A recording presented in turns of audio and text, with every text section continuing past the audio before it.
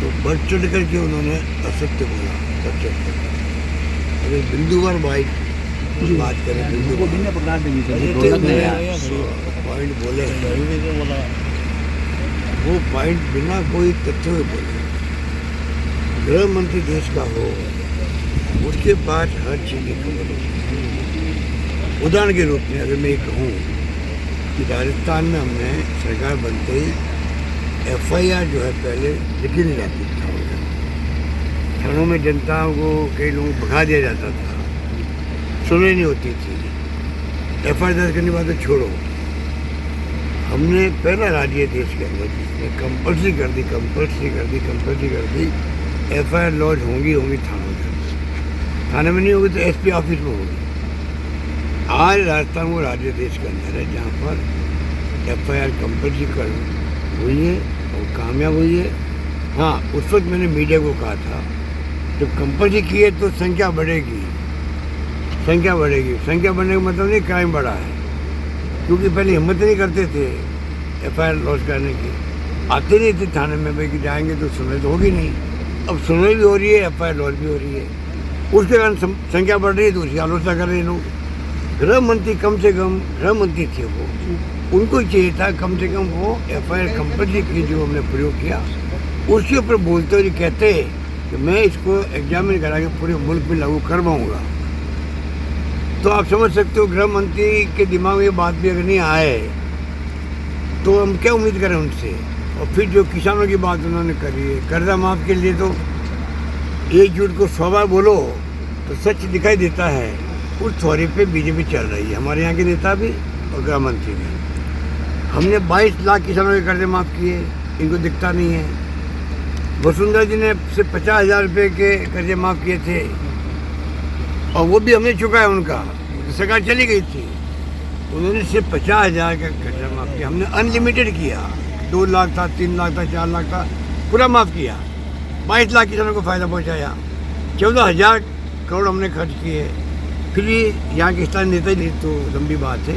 इतने कहना चाहूँगा, गृह मंत्री का जो दौरा था वो टोटली राजस्थान के मुख्यमंत्री को कह रहे घेरें, उनके ज़िले में कैसे प्रोग्राम करें, झूठ आधारित और धर्म आधारित राजनीति करके कैसे लॉन्च करें चुनाव के लिए, अगले चुनाव को लेके। ये घबराए हुए लोग हैं, क्योंकि इस बार पब्लिक का मूड जो है मुझे लगता है कि सरकार रिपीट करने का है, क्योंकि इतने अच्छे हमारे बजट आए हैं, इतनी अच्छी योजनाएँ, चिरंजीव योजना के सहित एक योजना का विस्तार नहीं करो, ऐसी योजनाएँ शायद आपको देश के अन्य राज्यों में नहीं मिले हैं। अधिकांश योजनाएँ क्या चल रही है, रेस्पॉन्स एक्स्ट्राऑर्डिनरी मिल रहा पब्लिक का।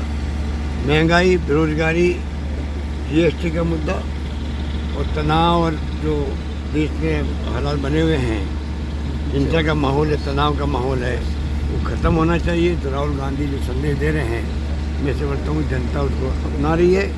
और गृह मंत्री का बोलना हो या प्राइम मिनिस्टर का बोलना हो, अभी जो बोल रहे हैं वो और उनके नेताओं का, बीजेपी के नेताओं का, सभी लोग जो भारत जोड़ो यात्रा की सफलता है उससे बौखला करके लोग सब काम छोड़ करके उसी पर अटैक कर रहे हैं। इनके पास कोई काम दूसरा ही नहीं क्या।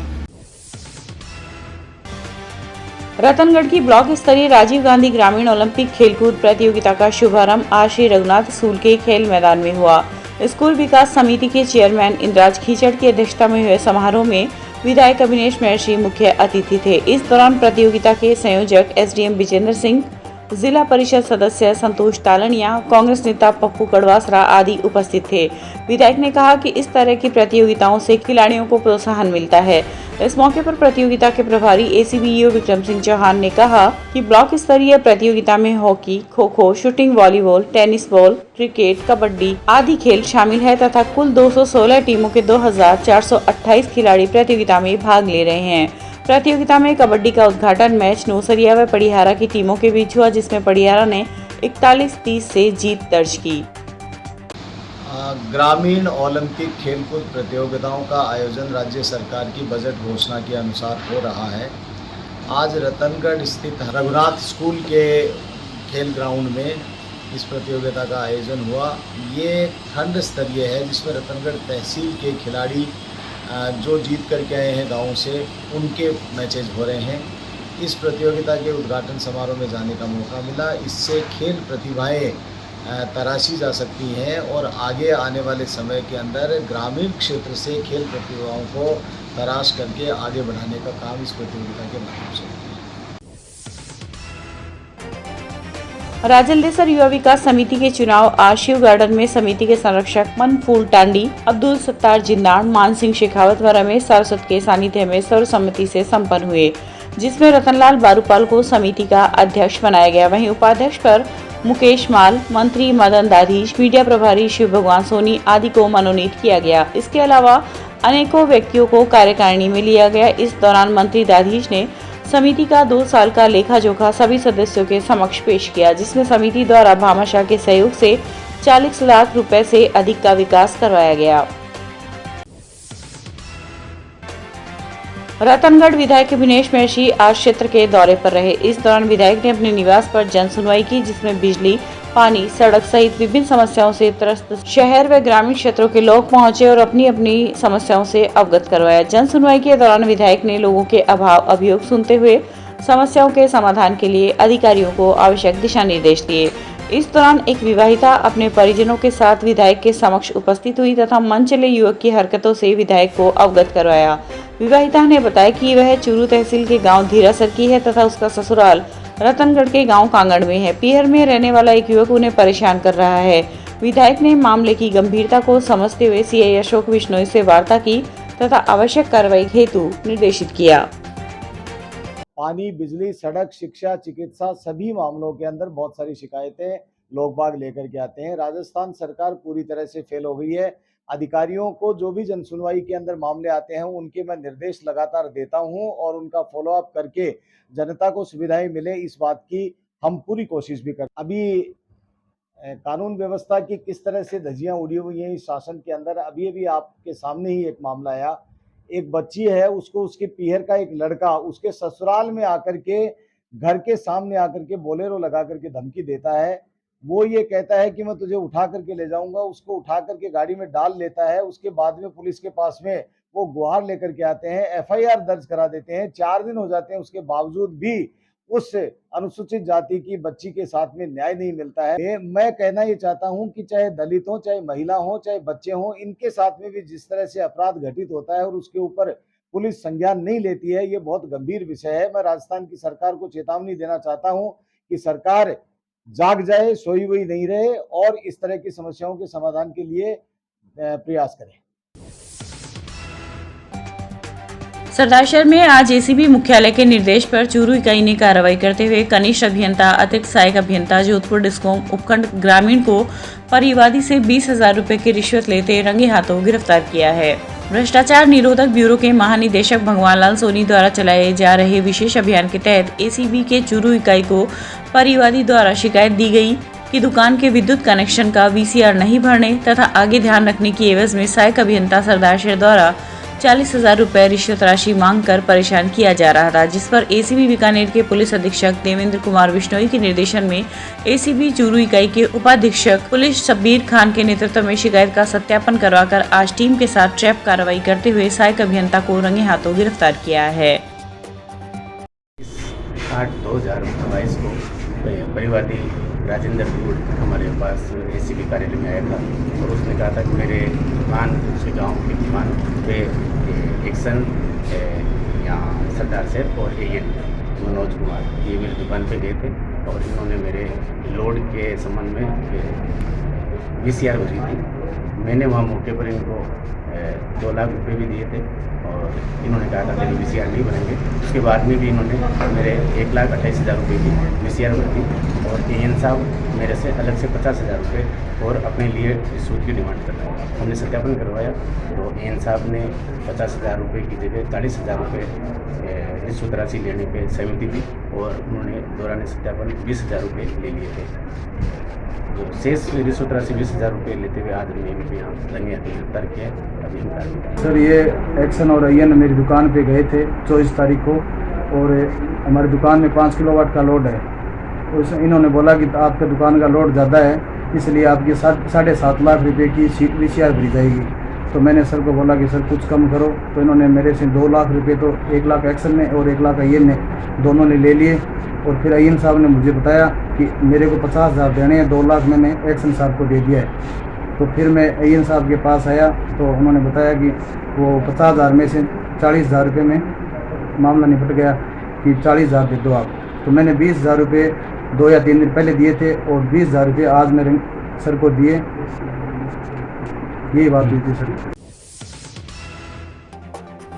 उर्दू शिक्षक आमीन कायम खानी को निलंबन से बहाल करने एवं पुराने स्थान पर पद स्थापित करने की मांग को लेकर आज रतनगढ़ के मुस्लिम समाज के विभिन्न संगठनों ने विरोध जताया। इस मांग को लेकर ऑल मुस्लिम वेलफेयर सोसाइटी, अल नूर वेलफेयर सोसाइटी एवं ह्यूमन रिलीफ सोसाइटी ने मुख्यमंत्री अशोक गहलोत के नाम उपखंड अधिकारी ब्रिजेंद्र सिंह को एक ज्ञापन भी दिया।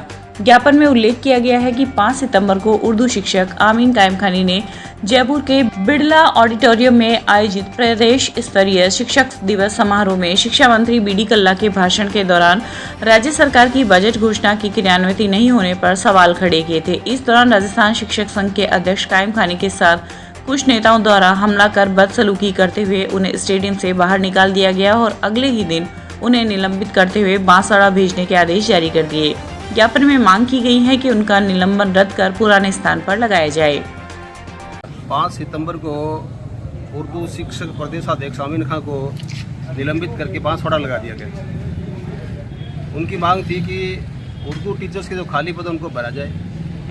उर्दू विषय की पाठ्य पुस्तकें अभी तक विद्यालयों में वितरित नहीं की गई, जबकि आधा सेशन लगभग खत्म होने जा रहा है और ये जुलाई अगस्त सितंबर ये महीने पढ़ाई के होते हैं, बाद में अन्य गतिविधियाँ शुरू हो जाती है और उर्दू शिक्षकों की भर्ती जो है वो नहीं हो पा रही है। तो बहुत से पद खाली पड़े हैं। तो जायज़ मांगें थी, उन मांगों को उठाना जरूरी है और हम सब भी उन मांगों का समर्थन करते हैं और सरकार से मांग करते हैं कि आमीन खान को बहाल किया जाए, पूर्व पद पर पदस्थापित किया जाए और उर्दू शिक्षा की जितनी भी लंबित मांगें उनको तुरंत पूरा किया जाए। हमारी मांग ये है कि 5 सितंबर को आमीन खान जी प्रदेशाध्यक्ष उर्दू टीचर को निलंबित किया गया है, उनके बहाल की हमारी मांग है और राजस्थान सरकार बजट में जो वादे किए वो वादे अपने पूरे करें। ये हमारी मांग लेकर हम श्रीमाना SDM साहब के माध्यम से मुख्यमंत्री राजस्थान अशोक गहलोत साहब को ज्ञापन दिया। भारत विकास परिषद चूरू द्वारा आज बाल संस्कार कार्यक्रम के अंतर्गत उच्च प्राथमिक आदर्श विद्या मंदिर विद्यालय में अर्चना मिश्र व पंकज मिश्र के आर्थिक सहयोग से उनकी पुत्री लया मिश्र का जन्मदिन मनाया गया। इस दौरान प्राथमिक स्तर के सभी बच्चों को लेखन सामग्री, कॉपी, पेंसिल, रंग स्टिक, रबर, शार्पनर व टॉफियां प्रदान की गई। इस अवसर पर लोहिया महाविद्यालय की सेवानिवृत्त प्राचार्य मधुरिमा मिश्र, परिषद के अध्यक्ष उमेश चंद्र चौहान, मंजू पारिक आदि उपस्थित रहे। अब शुरुआत करवा। आज भारत विकास परिषद के बैनर में मिश्रा परिवार द्वारा 29 साल पहले जो एक दीपक प्रज्वलित हुआ था घर में, उसकी स्मृति में आज उसका जन्म दिवस है। आदर्श विद्या मंदिर में इस सुसंस्कृत ज्ञान यज्ञ में एक थोड़ी सी संविधा समर्पित करने का अवसर मिला है। इसके लिए भारत विकास परिषद व आदर्श विद्या मंदिर परिवार, शाला परिवार दोनों का मिश्रा परिवार बहुत बहुत आभारी है। धन्यवाद। आज भारत विकास परिषद के द्वारा पंकज जी मिश्रा की पुत्री का जन्मदिन मनाया गया, इसलिए विद्यालय परिवार को ये स्थान देने तथा बच्ची का बहुत अच्छे तरीके से जन्मदिन मनाने के लिए बहुत बहुत धन्यवाद। और पंकज जी तथा उनकी श्रीमती दोनों को ही भारत विकास के बैनर के तले ये जो कार्यक्रम किया है और बच्चों को 200 पुरस्कार वितरण किए हैं, उसके लिए भारत विकास परिषद की ओर से श्री मिश्रा परिवार को बहुत बहुत धन्यवाद और आशा करते हैं इसी तरीके से आगे भी ये अपना सहयोग इसी तरीके से देते रहेंगे और भारत विकास परिषद को आगे बढ़ाते रहेंगे। धन्यवाद। आज दिनांक 12 सितंबर 2022 को मेरी पुत्री स्वर्गीय लया मिश्रा के उपलक्ष्य में मनाया गया। आदर्श विद्या मंदिर के स्टाफ, भारत विकास परिषद के सदस्य तथा सक्षम के सदस्य ने उसमें भाग लिया। वहीं भारत विकास परिषद शाखा रतनगढ़ के तत्वावधान में भी आज गुरु वंदन छात्र अभिनंदन कार्यक्रम की श्रृंखला में श्री हनुमान बालिका उच्च माध्यमिक विद्यालय व श्री शंचियालाल वैद माध्यमिक आदर्श विद्या मंदिर में छात्र छात्राओं का व गुरुजनों का सम्मान किया गया। मां सरस्वती के समक्ष दीप प्रज्वलन से शुरू हुए कार्यक्रम में मंचस्थ अतिथि के रूप में शाखा संरक्षक मदनलाल कम्मा, जिला सह समन्वयक वासुदेव चाकलान, शाखा अध्यक्ष विनोद कुमार वर्मा उपस्थित थे। इस दौरान कक्षा 12 में सर्वाधिक अंक प्राप्त करने वाली टीशा कुमारी तथा कक्षा 10 में सर्वाधिक अंक प्राप्त करने वाली निशा प्रजापति सहित कई प्रतिभाओं का दुपट्टा, प्रशस्ति पत्र व मोमेंटो देकर सम्मान किया गया। भारत विकास परिषद शाखा रतनगढ़ के द्वारा अनेक कार्य संपादित किए जाते हैं। इन कार्यक्रमों के अंतर्गत आज गुरु वंदन छात्र अभिनंदन कार्यक्रम श्री हनुमान बालिका उच्च माध्यमिक विद्यालय एवं श्री शंचियालाल वैद आदर्श माध्यमिक विद्यालय में इस प्रकार का कार्यक्रम संपादित किया गया। इसके अंतर्गत उन विद्यार्थियों को पुरस्कृत किया गया जिन विद्यार्थियों ने विद्यालय में अच्छे अंक प्राप्त किए हैं और रतनगढ़ स्तर पर जिन्होंने अच्छा स्थान प्राप्त किया है, लगभग 90% से ऊपर वाले विद्यार्थियों को पुरस्कृत किया गया है। साथ ही साथ शिक्षकों का भी सम्मान किया गया है जिन्होंने अच्छा रिजल्ट दिया है और जिनकी कार्यकुशलता अच्छी है एवं जो अच्छा काम कर रहे हैं उनको भारत विकास परिषद के द्वारा पुरस्कृत किया गया, उनका वंदन किया गया। इस प्रकार से भारत विकास परिषद निरंतर अपने कार्यों को कर रहा है। धन्यवाद।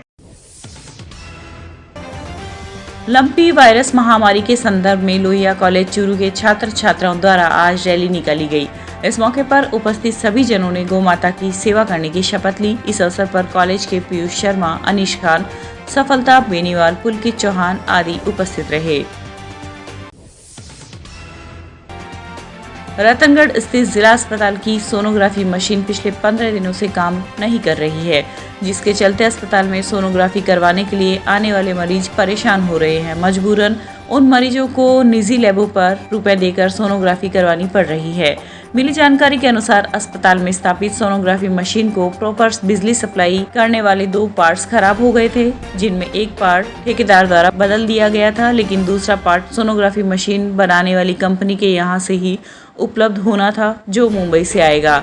पीएमओ डॉक्टर संतोष आर्य ने बताया कि शीघ्र ही मशीन दुरुस्त हो जाएगी तथा कंपनी को लेटर जारी कर दिया गया है और मशीन का पार्ट मुंबई से रवाना हो चुका है।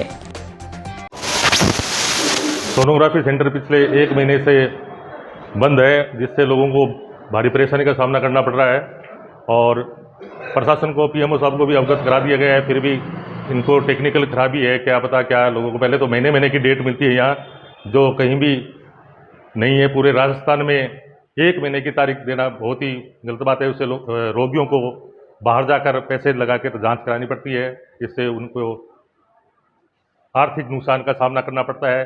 तो बाहर से आने वाले मरीजों को बड़ी ही परेशानी हो रही है और अब प्रशासन या पीएमओ साहब ये जवाब नहीं दे पा रहे हैं कब तक सोनोग्राफी दुरुस्त हो जाएगी।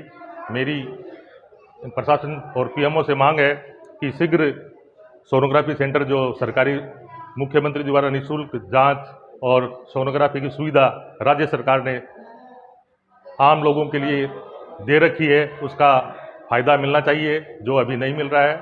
मैं इनसे निवेदन भी कर चुका हूं। अब बार बार निवेदन करने के उपरांत भी यदि सोनोग्राफी चालू नहीं हुई तो हमें राज्य सरकार को लिखकर इनके विरुद्ध कार्रवाई के लिए अनुशंसा करनी पड़ेगी। धन्यवाद। डाइट में संस्कृत विषय प्रशिक्षण से 3 दिवसीय तृतीय भाषा संस्कृत हेतु शिक्षकों के लिए क्षमता संवर्धन प्रशिक्षण का शुभारंभ आज डाइट प्राचार्य गोविंद सिंह राठौड़ के सानिध्य में किया गया।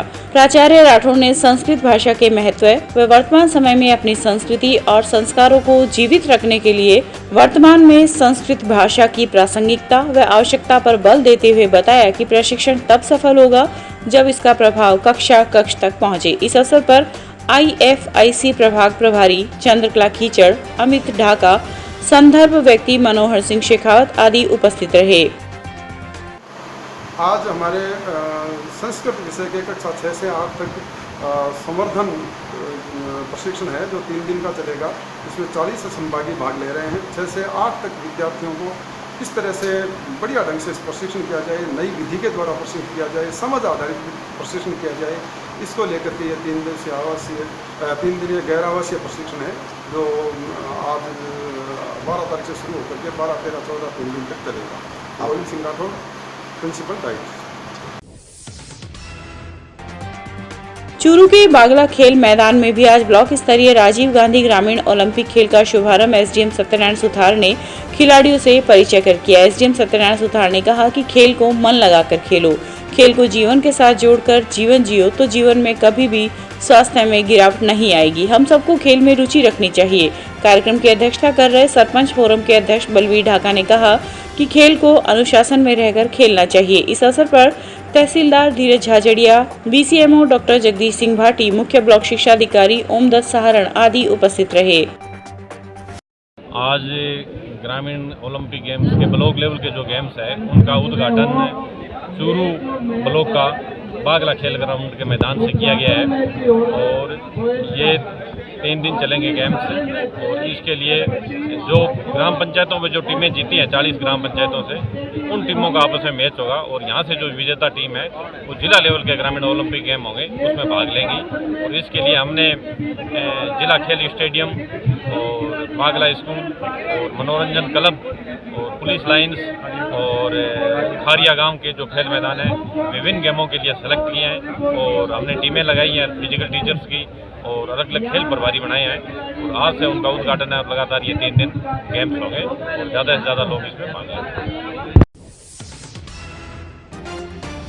जिले में आज से रोगी सुरक्षा सप्ताह की शुरुआत की गई। सीएमएचओ डॉक्टर मनोज शर्मा ने बताया कि 12 सितंबर से 17 सितंबर तक सुरक्षा सप्ताह मनाया जाएगा। अतिरिक्त मुख्य चिकित्सा एवं स्वास्थ्य अधिकारी डॉक्टर भवनलाल सरवा ने बताया कि आज मेडिकेशन सेफ्टी थीम पर जिला अस्पताल, उप जिला अस्पताल, सीएससी, पीएससी, यूपीएससी व हेल्थ वेलनेस सेंटर पर मरीजों व स्टाफ की सुरक्षा की महत्वता की जानकारी दी गई। उन्होंने बताया कि रोगों सुरक्षा सप्ताह के दौरान समस्त चिकित्सा संस्थानों पर स्टाफ को मरीजों की सुरक्षा संबंधी शपथ भी दिलाई जाएगी। प्रदेश में संचालित मुख्यमंत्री चिरंजीवी स्वास्थ्य बीमा योजना के मास्टर प्रशिक्षण एवं मॉनिटरिंग के लिए मंगलवार 13 सितंबर को जिला कलेक्टर सभागार में आमुखीकरण कार्यशाला का आयोजन किया जाएगा। सीएमएचओ डॉक्टर मनोज शर्मा ने बताया कि मंगलवार को 11 बजे जिला कलेक्टर सिद्धार्थ सिन्हा की अध्यक्षता में कार्यशाला में चिरंजीवी योजना के व्यापक प्रचार प्रसार की कार्य योजना का प्रशिक्षण दिया जाएगा। उन्होंने बताया कि प्रशिक्षण में राजस्थान हेल्थ इंश्योरेंस एजेंसी की कार्यकारी निदेशक परिवेदना स्नेहलता हरित व उप निदेशक जय सिंह प्रशिक्षण देंगे।